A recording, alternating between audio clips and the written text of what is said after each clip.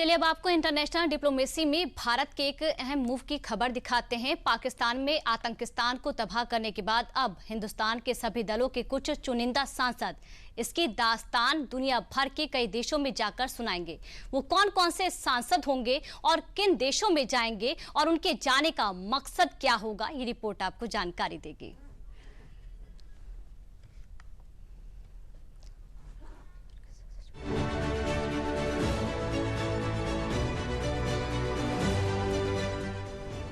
Operation सिंदूर के दौरान आतंकियों को तबाह करने के बाद भारत इंटरनेशनल डिप्लोमेसी में एक शानदार मूव लेने के लिए तैयार है।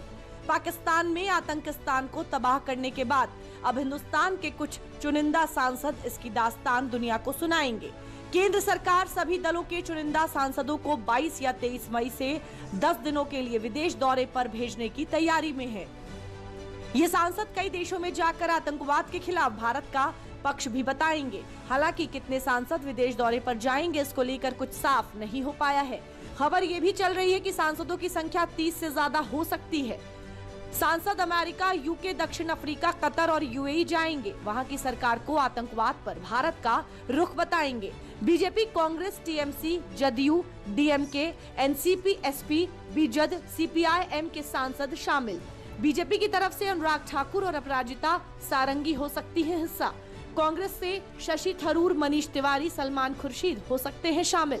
एनसीपी, एसपी की सुप्रिया सुले और एआईएमआईएम चीफ असदुद्दीन ओवैसी के नाम की भी चर्चा है।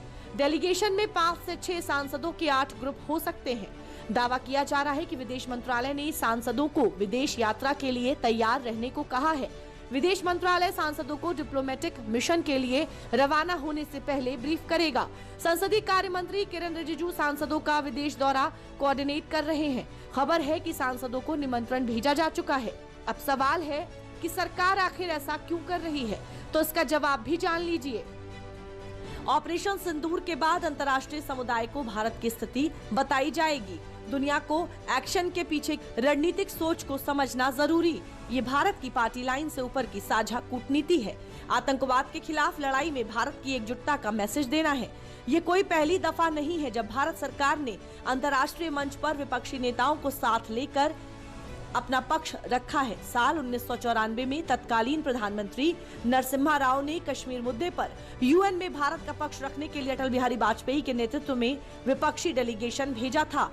ऐसे ही साल 2008 में मुंबई हमलों के बाद तत्कालीन प्रधानमंत्री मनमोहन सिंह ने सभी दलों के चुनिंदा नेताओं के डेलीगेशन को विदेश भेजा था, जिसके बाद एफएटीएफ ने पाकिस्तान को ग्रे लिस्ट में डाला था।